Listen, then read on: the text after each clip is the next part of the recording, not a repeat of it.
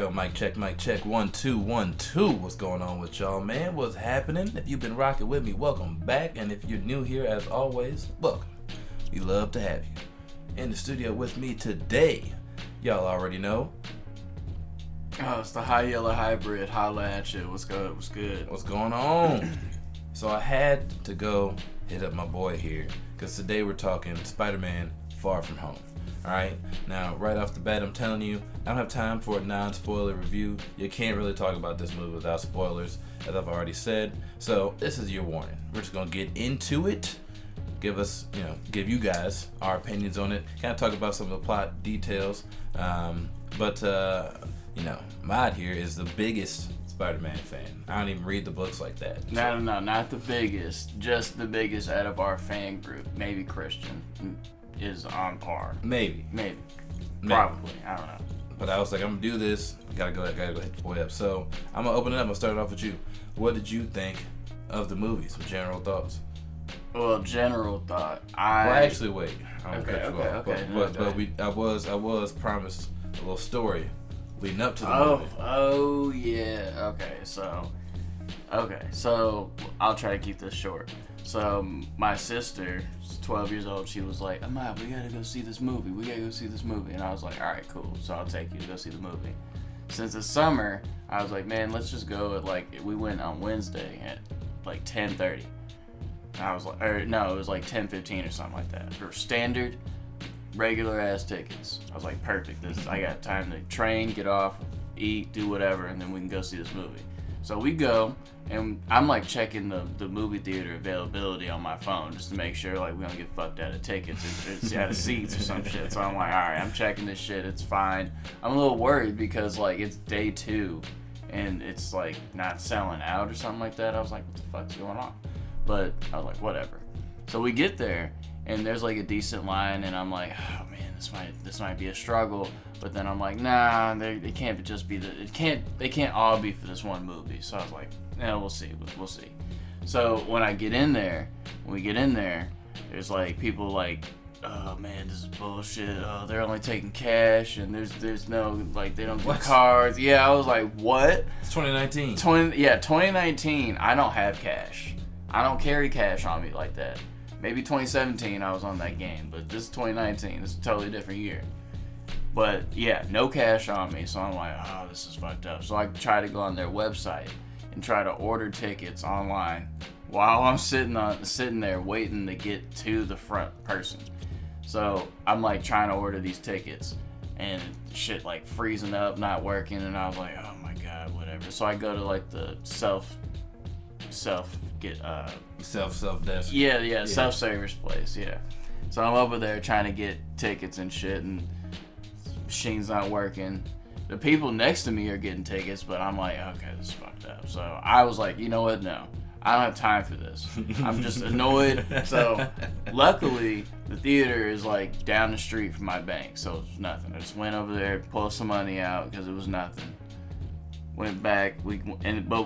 Going back, we had to go to the IMAX. Because we just took too long while we were there trying to get tickets for the 10:15, took too long. We went out, got money, and came back, and by the time we got back, we had just enough time to sit there for 2 or 3 minutes, and then the movie started. Well, the credits started, but still. That would have been so bad. Hell of a movie. What you mean you don't take cash? See, I had the exact opposite problem. It wasn't even a problem for me. I walked in there, had my Whoppers and my Mike and Ike's in my pockets, because I'm not about to pay $12 for a box of Mike and Ike's at the movie theater, but I was hungry. Yeah. Some munchies. And I looked on Fandango on the way in. There's so many open seats. I was like, this is Wednesday night. So you too. Yeah. You too had a whole lot of open seats. I saw Wednesday a whole lot night. of open seats Wednesday night, and I went at about 10. So yeah, about the same time. Matter of fact, we were basically in the theater at the same time. Once it all shook out, so the whole, I don't know how it just got packed for y'all, or whatever. But I walked in there. There's about 7 people in the theater. Yeah, as the movie was kind of going on, there was a few people that started sitting down, but it was mainly empty. I want to see. You know what? I'm about to pull it up. I'm about to see what these box office numbers look like for this weekend because I haven't been hearing nothing about that. Well, I don't think it's gonna come out until tomorrow. Why wouldn't it come out? Well, I guess today is the last. Yeah, because it'd be like this whole week. It's Sunday. Well, you know, CNN got something. We'll check. It's the first thing that popped up. I'm not biased. I mean, I assume it'll make money. You know what I mean? But I just don't think it's. I don't know, cause it made. Go ahead and guess how much you think it made. Probably like. Oh God. Opening weekend. Weekend, and weekend's a 6-day holiday opening. So I would assume like 82,000. Or 82 million. No. Yes. So it made 82 million. It made an estimated 185 in the North American box office, and it's projected to make 125. It was initially projected to make 125 million from Tuesday through Sunday, according to Sony, and apparently it's made about 580 million in its first 10 days of release globally. So it's actually apparently busting all kinds. Yeah, Rotten Tomatoes gave it a 92. All of that, the usual. People are loving this movie. People are loving this movie. So now we're in the movie. We got there. We synced the movie. What are your thoughts? Okay, so this is just my thoughts. My personal feelings. But I didn't really have a problem with the movie. And I'll tell you why. Even though there were problems with the movie, like the part where fucking Peter Parker gives up those like god tier glasses for no reason. Like, oh, you're better than me, so you should have them. Like, why?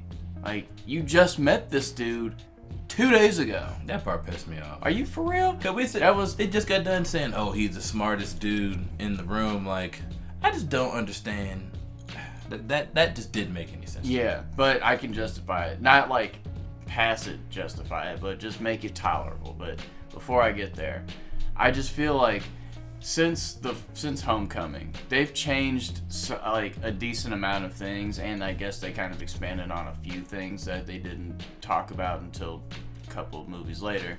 But we're already in a weird situation with Spider-Man. Like, MJ isn't really MJ.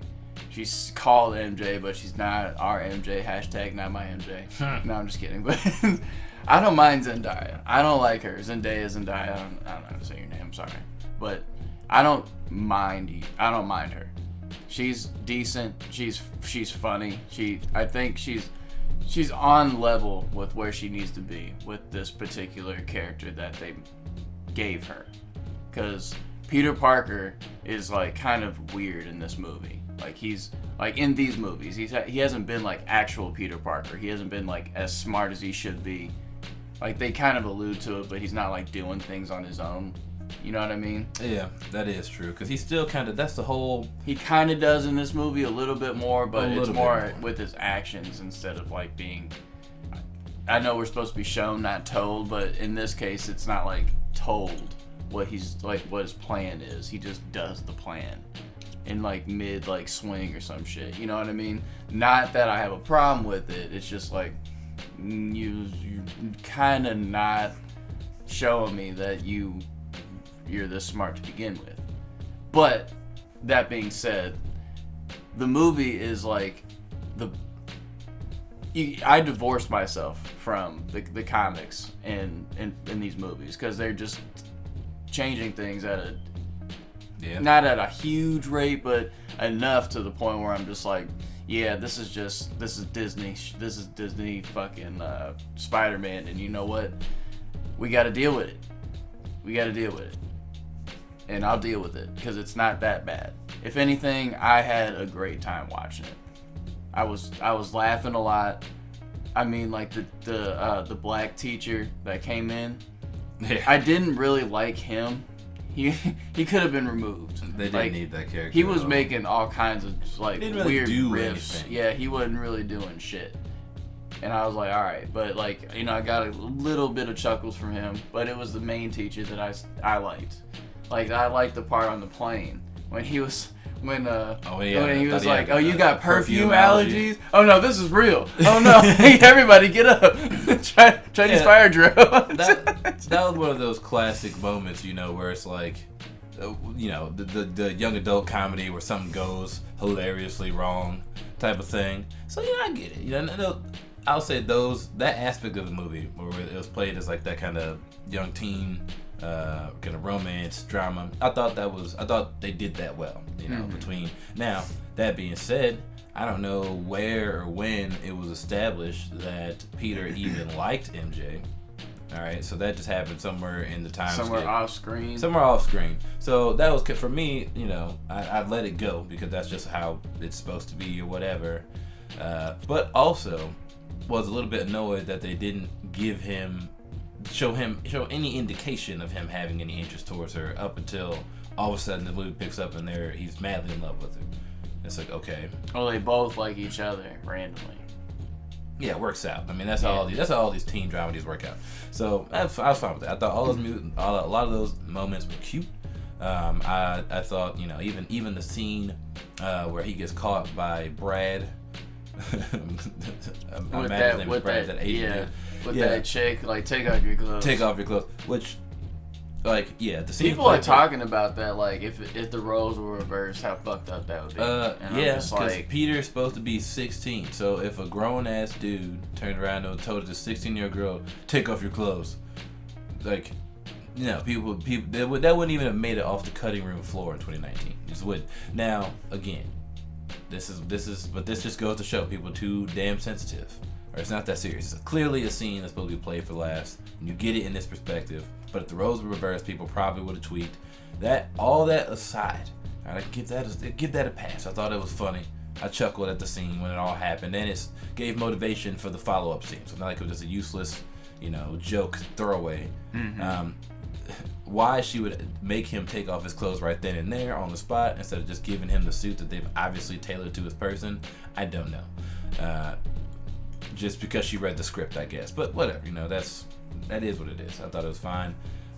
One big thing for me about the movie that I kind of had to take a step back on was, if you look at the motivations for Mysterio, for Jake Gyllenhaal's character. All right, this is basically a redux of, like, Iron Man 1 type villain. It's a disgruntled Stark employee that Tony pissed off because he's the real villain of the Marvel Universe. Started everything you see is Tony's fault. Yeah, at what point do you just say, damn, okay, like, I should just probably give this shit up? I mean, the man's dead. Yeah. Like what are you gonna do? And he's like, oh, I want to, like, what was he even, like, did he know about the Edith? Yeah, he did. He did, but he no, he knew about the he like his like he didn't know about Edith. He knew about his project. And he knew that Tony was, like, giving away, like, something that, like, had to do with, like, his project that Tony, like, engulfed with barf or whatever. Okay. And he just wanted his shit back, but he also got a lot more shit than what he bargained for, which was kind of weird. That makes sense. Okay, that gives a little bit more context for it, but still, like, but to do that, though, that wasn't his full motivation. Because he also wanted to become a hero, or at least in the world's eyes, he wanted to be a hero. But why, though? Like, it's not exactly explained. It's never explained. It's assumed that he enjoys acting like a hero, because it seems like it seemed like he was the director of everything he was doing, like main actor, writer, everything. Like, he knew, like, it seemed like he was all of that in, like, what you would call a movie. Like, but he wasn't making a movie, but he was making a movie in a way. More or less, yeah. So, yeah, and it, like, people have a problem with, like, his huge expedition dump when I didn't like that expedition dump either, because it was. I mean, again, like, it was an exposition dump. Just by definition, like, all of a sudden, he just tells, like, literally villain monologues the entire plan. Now, the hero isn't there to hear it, so I guess that's, subverting expectations, I guess, in that sense. But again, that was 100% exposition dump. They probably could have done that better. You know, and then they incorporated all the flashbacks to even that scene with Obadiah Stane yelling at dude. And I thought it was kind of cool that they happened to have these same actors come back and do the thing. You know, trying to tie it back into the overarching universe. I was mad that they didn't use the box of scraps. Quote. The classic scene, or the classic line reading from Jeff Bridges. The dude himself, yes. But again, them bringing that up is what kind of triggered me. I was like, you know, this really is basically the same thing that Jeff Bridges tried to do. He's trying to take Tony's technology to use for his own and take all the glory. That's exactly what Mysterio and these people were trying to do, except for they were arguably wildly more incompetent, especially the dude that forgot to report that the stolen technology or the technology was lost. Yeah. Like the most incriminating piece of technology. Gone. Like, oh, I forgot, bro. We lost it like 12 hours ago. Like, what? Why am I just not hearing about this? See, the reason why I didn't mind that huge expedition dump, though, is because of how, like just how I was saying, like, how everything he does seems like he's the director of his own movie. Or, in this case, director of his own illusions.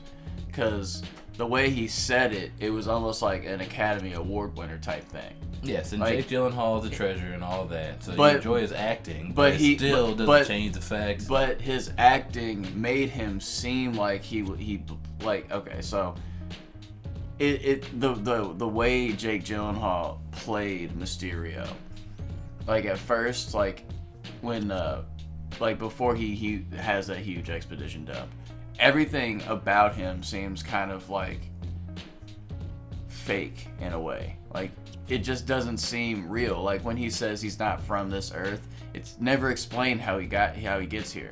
Like, I was picking up on this like as the movie was progressing, because it takes a while for him to realize that he's not like who he says he is. Yeah. So you kind of knew it was coming, but yeah. But the whole time I'm like, so are they gonna explain like how he got here, or like what happened, or like where is his counterpart if he is from another universe, and what, like there's immediate questions that I had as this whole movie was going on. And another thing we'll also get to in a little bit, but I was like, why is Fury not asking these questions? Yeah. Like, what is up with Fury? Like, he was acting a little weird too, but again, we'll get to that. Well, okay, let me ask you this. Were you, I guess, excited or disappointed when it turned out the whole idea, or like the multiverse, the way that he described it, doesn't exist? I mean, I guess we haven't fully ruled out the idea of a multiverse of the MCU, but this was a bit of a bait and switch, because I walked in there, you know, expecting, like, oh, we're about to get some multiverse action. It's about to be lit. Like, start bringing people in. A lot of people don't like the idea of the multiverse. I don't want our mutants to come from the multiverse. I would like our prime MCU Marvel Universe mutants to come from the home universe, so it all makes sense and there's context. But I wouldn't be opposed to adventures across the multiverse. I mean, we've already seen different universes in Doctor Strange. We've already been to different realities and this, that, and the other. So I don't see any problem with the concept of a multiverse, and that'll allow them to roll some more different characters in. And you could present credible threats to the likes of Captain Marvel, you know. I gotta fight a multiversal threat. Okay, I believe that you would need to call her in for something like that, you know. So what did you think, though? Are you disappointed that we don't have that in here yet, or? I feel like it's coming. I'm not disappointed because I know it's coming. I just feel like I'm happy that they don't like do it now. I feel like that could be something down the road, because we're still in the infancy of this whole MCU. Like, we just finished 10 years. I know that doesn't sound like infancy, but we're like barely scratching the surface of like the people that we could use for the MCU. That's true. We barely have like C-listers up on here. Like, we have C-listers that we being C-listers that we just don't really care about in the comics. Some are dead right now, but you know, whatever. But at the same time, I would rather have them. I'm happy that they didn't now, because I want them to focus more on like earthly superheroes, because we don't have a whole lot right now. Like, some are gone, some we don't know about. Just speaking about that, how are they going to do a WandaVision show when Vision's dead? He's a robot. I've been said he's a robot. They can just build him again. Sure, he probably copied his data to the flash drive at the last second at the end of Infinity War. Like, he'll be fine. I don't care about Vision at all. Like, but I just don't. A lot of people are gone. A lot of people, like, there's a huge hole. And that's one of the biggest themes in the movie. It's like Spider-Man's filling the hole of Tony Stark. And I thought that narrative that they had going on in here was cool. Like the way that they did it, like in the beginning when he's at the, well, not the rally, but there's like a fundraiser. Yeah, the fundraiser, and he's like, "Oh, meet Spider-Man."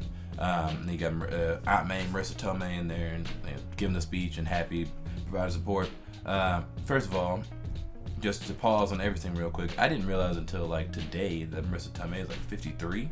Oh yeah, something crazy. She's been in movies way before this. She looks damn good for 53. Like, that's a Hollywood magic, baby. I guess so. So yeah, shouts to Marissa Tomei for whatever she's doing. You are my Aunt May. Hashtag. And you know the happy Hogan Aunt May romance thing, I will say I did get tired of after a while. Like, I wish that the scene that when Peter asked them, "So what's up with y'all?" happened maybe before the second half of the movie, so that we could have been done with that joke. Because you gotta imagine this has been going on for the last 8 months of the time skip, so it's not like he's been like unaware and maybe distracted by whatever. But I was like, okay, like everyone was trying to smash Aunt May. Oh, I get it. Like, this is the third movie now that we've been talking about. Like, I'm good on that. Like, it's fine. We can chill on the Aunt May for a second. So yeah, I mean, overall, I think I enjoyed the movie. You know, definitely had fun watching it. There were just some things I thought were dumb that happened, like Spider-Man giving away the glasses so easy. The exposition dump immediately after that. I did really like the special effects that they had when Mysterio basically dropped them in the Tsukuyomi. Seeing that in IMAX was actually pretty worth it, though. That was pretty sick. I was like, okay, yes, this is what we came here for. This is the shit. And I'm pretty sure everybody said this by now, but like the first time he put all those illusions on him and he had the dead Tony Stark coming out of the grave. Yeah, that was like Easter egg and some Marvel zombies. Like, I don't know if they're gonna do Marvel zombies. I don't know about all that. I doubt it, but at the same time, it's still it was kind of a nudge. Just based on this movie, them going back and referencing old movies and playing it to the plot, because they did have a lot of callbacks to older movies, and I like especially Iron Man specifically. I guess because this is all Tony again. I'm like this movie was supposed to be about Spider-Man stepping out of Tony Stark's shadow, and yet this entire movie was Tony Stark's problem that he was cleaning up. Like the villain didn't even care about Peter Parker. They didn't even have beef until he was like, "Oh, I guess you know about my plan, so I have to kill you, top loose ends," kind of thing. It wasn't even personal. Like he let him get hit by the bullet train, which didn't kill him for some reason. Healing factor my ass. All right, at least he had a little bit of a limp when he left. So, you know. Yeah, they showed a little bit of weight. Yeah, and you got the stitches. But like, you know, it was very much so many callbacks to this movie was more like a love letter to Robert Downey Jr. than the Spider-Man movie for me.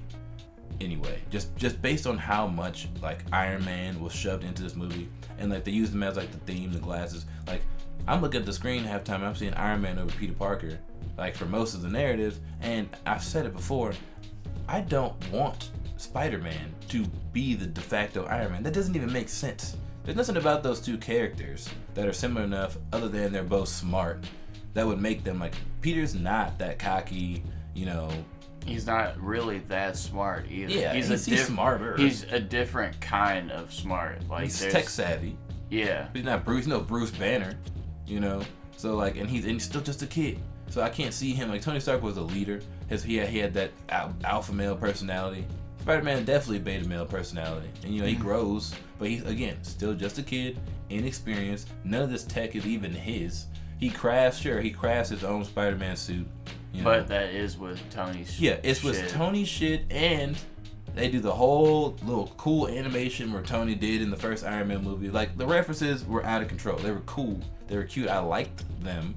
You know, the inner fanboy in me was like giddy when I saw it all happen, they cut on the AC/DC and he made the like Led Zeppelin joke. It was cute. All right, but at the same time, for me, I was getting a little, honestly, I was getting a little Force Awakens vibes. Like, we were getting hit with maximum member berry for this movie. You know? Yeah. Like, there was just so much that wasn't Spider-Man. Because, like, if you think about how Peter himself developed, like, what?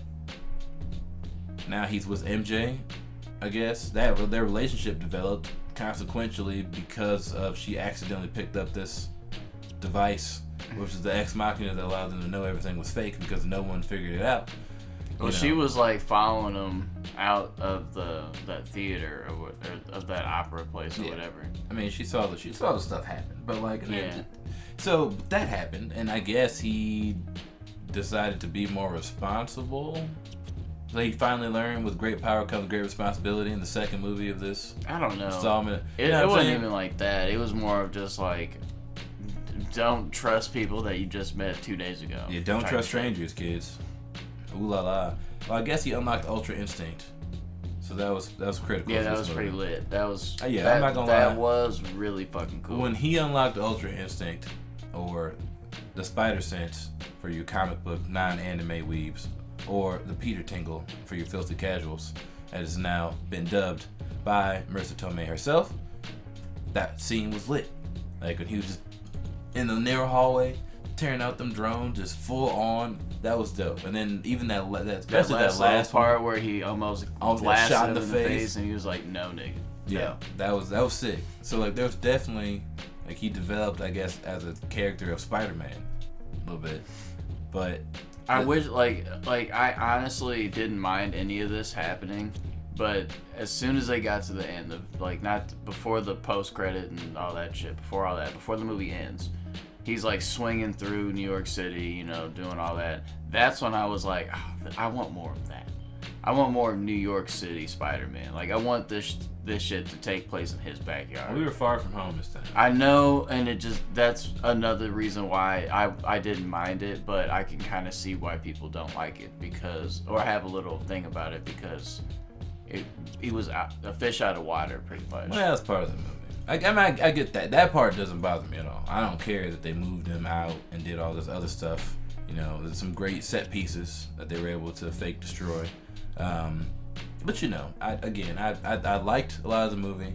It just, something about it just was sitting weird with me. 'Cause I'm like, man, this is just really a lot of callbacks to Iron Man and some like plot threads back to Iron Man to support this, to support the motivation for the villain, to support the motivation for anything that happened in this movie was 100% based on the consequences of Robert Downey Jr.'s Iron Man versus the choices made by our main titular character, Spider-Man Peter Parker. And that, for me, I was like, I like the movie. It's definitely not gonna be one of my top 5 Marvel movies, I don't think, because of that. Because it doesn't really do so much for the character of Spider-Man in terms of now that all that being said, we gotta get into this before we cut it off. Get to the end. Spider-Man unlocks Ultra Instinct, kills or dispatches Mysterio. It's not really clear. Gets with MJ to have that super awkward scene on the bridge where they're flying through. No, not I'm talking about when you come down to the bridge. Oh yeah, I got you. And they're like, finally making everything official. Super awkward, super cringe. I loved it. Yeah, I was like, oh man, right. I remember that. But get to the mid-credit scene, right? Screen goes black, we rolling, and now we're swinging through the city.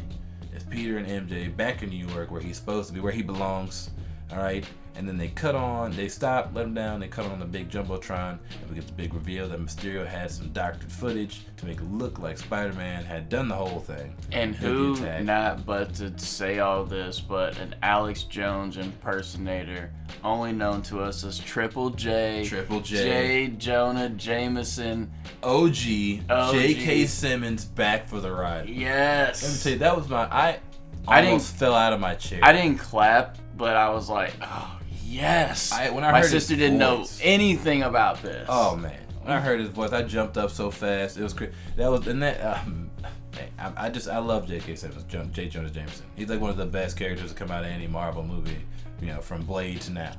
Like, just straight up, he was phenomenal in the role. I don't know how deep his role is going to be. I hope it's at least as big as it was in the Sam Raimi trilogy. Like, where you get a good, but I don't know. Actually, no, they might do that. I mean, actually, I don't know. They can't. He can't really work for the Daily Bugle if they released his identity as Peter Parker, right? So he can't do the same exact thing. Maybe this was just a brief cameo, which would be a damn shame. But I understand J.K. Simmons got work to do and elsewhere. But that was a great thing. But the actual setup of them painting Spider-Man as the villain, I was like, oh man, this is crazy. Now we're getting some super development. And then I did not expect them to release his secret identity at the same time. That was crazy. Cause I was like, man, what's he about to do? Like, he's literally just standing there in the middle of Times Square. Everybody knows who he is. Like, what do you think? I mean, what was your thoughts on that? I mean, at first I didn't know what to think. I was kind of like in this in the MCU, it seems like secret identities are kind of inconsequential because everybody knew Steve Rogers was Captain America, and everybody knew who Black Widow was, Natasha. Like, that was after the Shield file done. Yeah, but nobody knew her real name. But still, like, they didn't. There was nothing about them. I guess, Like, they weren't getting mobbed or none like that. Like, well, none of them had to go to high school either. So I can see what you're saying. But also, I also didn't think that this was too bad of a thing because, like, at first I didn't know if it was gonna work because he doesn't have a huge rogues gallery yet. Like, he doesn't have a whole lot of. We haven't really been shown. Yeah, we haven't really been shown a whole lot of Spider-Man villains that this is actually going to affect him, because this is only going to affect him in the public eye, not necessarily the supervillain eye. So this reveal is kind of weird. Well, we'll see. I mean, I'm sure if they introduce a villain and they're getting to conflict squabble, he's going to end up going after his family. That's just classic Spider-Man. Sure. But I just feel like that would be a very good opportunity to bring in, like, some Sinister Six action for a potential Spider-Man 3. But there won't be, because this is the 5th one with Marvel in the Sony, like, contract, because they had like 5 movies with Spider-Man. Oh. So I don't know if they're renegotiating. They're gonna renegotiate that. I mean, they probably will. But I didn't even know that. I'm telling you now that they've already bought the renegotiator. They've already bought and paid for. We just haven't heard that. I don't doubt that they're not gonna make more. But as of right now, I don't think that there's any news about what's going on with the rights with Spider-Man right now. But that's for another video, another time. But yeah, that's why I was kind of weirded out about this, the mid-credit scene. Yeah, mid-credit scene. Because, like, yeah, it's scary to have your secret identity outed, especially when you're in high school, and especially when, you know, you're like, you just got the public eye to be, like, on your side for the most part. Like, you just came back to life like 8 months ago. Like, you're like right now popping off as like one of the most popular superheroes out right now, and then that just flips on you. Yeah, that's pretty terrifying. But it'd be more effective, like I was saying, if he had more villains to work with, because then he'd be ducking and dodging people all the time. Whereas right now he can just like go hide from the general public. I guess, but that's not about to be. I'm sure they're gonna bring some people in, but that's, like you said, they gotta negotiate the rights of what villains they can use, which is why we haven't seen any villains like foreshadowed other than potentially the Shocker. Well, I don't want to see the Shocker ever again. Done. Scorpion. I don't care about Scorpion either. But I guess I'm gonna have to start caring about some of these villains, otherwise we're gonna end up getting Venom again, or the Green Goblin again. Which I wouldn't mind some Green Goblin now that we're a couple movies deep. Honestly, I think we've been divorced from it long enough. We'll forget about that Dane DeHaan ever happened. Sorry, Dane. Sorry, Dane. Love you, but was trash. But yeah, okay. And then the end credit scene.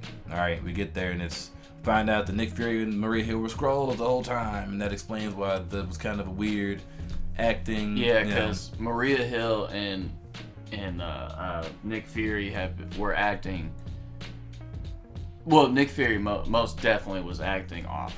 Like, he was acting a lot more like snappier Like he was more not more like, aggressive, more a playful, aggressive, snappy. Yeah, the like real Nick Fury. He wasn't blunt like he normally is. The real Nick Fury is not getting blown off by Peter Parker. Yeah, no, he's not. He would have gave him that look, and he would have immediately been crumbled detained. as well. He would have been detained immediately. No questions. And the real Nick Fury wouldn't have just trusted Jake Gyllenhaal's character and given him the keys to all the access to information immediately. That's what I'm saying. Like, there was no background check. That's what I was saying before. I was like, how does Nick Fury not run a background check on like the supposed guy that his supposed counterpart in the 616 universe, which I thought was really cool because they were referencing our 616 universe. A little shout out to the comics. But turns out he was talking shit, so it doesn't matter. So it doesn't even matter. But you would think though, like yes, Talos might be incompetent in terms of his impersonation of Fury. I mean, nobody's gonna get Sam Jackson right. Let's just be real. But at the same time, you would think that when they heard of all this going down, maybe they would have contacted him. Maybe not. I guess they might have thought we can handle the elementals ourselves. But they did make a good question early on in the movie. Peter asked, "Why didn't you contact Doctor Strange or Captain Marvel or like literally Hey, don't anyone invoke else?" her name. Oh my god. I'd be remiss if I didn't mention during this review that irritated the hell out of me. That little Captain Marvel thing. That's how you know shit was messed up. Why would he be saying that? Yeah, that did not. Who knows? That well, didn't now trigger we know me to why. think that it was. Now we know why. It makes more sense, but it doesn't change the fact that the line of dialogue was just so. It's terrible. It was terrible. Yeah, Marvel, y'all need to stop playing. Y'all need to stop playing. Look, once you give Captain Marvel a movie where someone actually calls her Captain Marvel and she gets her superhero name, because that hasn't happened yet in 2 movies that she's been in, and you give her a character that people can care about, that's not just, I hate men, because, she's not wrong necessarily. She's just an asshole. And that's just what it boils down to. And there's no more to her than that, though. Because so if she's just obnoxiously in over your head about it, it doesn't get by. It doesn't get by. Give me some good Captain Marvel, and then we can talk, and then we'll all be good to go. But she hadn't earned all this, little underhanded jokes in other movies that aren't hers yet. She hasn't done anything yet. She hasn't earned that. So y'all need to stop. Quit it. That pulled me out the movie for a hot second. Didn't ruin it for me. So that was just a quick little snippet. But I did raise an eyebrow at that. But again, didn't mention Black Panther. Well, you're not about to get the King of Wakanda to come. I mean, come on, man. They're not about to do that. Come on, man. This is apparently like multiversal threat, and Black Panther's not going to be on. Yeah, you would think they'd call her if they thought it was an actual multiversal threat. So maybe we'll find out later on that Captain Marvel doing something else, because they did have that when they showed Nick Fury out there and the space ships and all that. I thought instantly, I was like, oh man, it's sword. It's gotta be sword. But upon further reflection, I think we're most likely, instead of looking at a sword, which for those of you who don't know, is just basically the space-based version of S.H.I.E.L.D. designed to protect the Earth from extraterrestrial threats, as opposed to S.H.I.E.L.D., which was designed to protect Earth from threats domestic on the planet. I'm thinking it's going to be more Alpha Flight as opposed to sword, because it almost doesn't make sense for them to. Well, I guess it kind of makes sense for them to establish sword after the fall of S.H.I.E.L.D.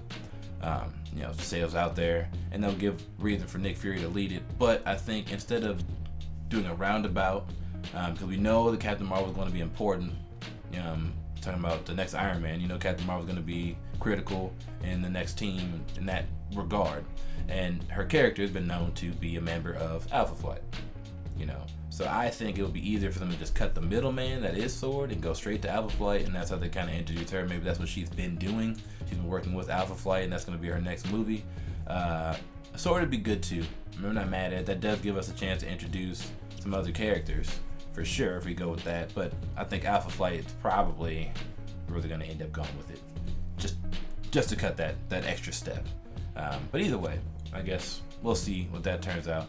But overall, man, the end credit scene really got me super hyped about the future, so that's good. Like I said, I did enjoy watching the movie.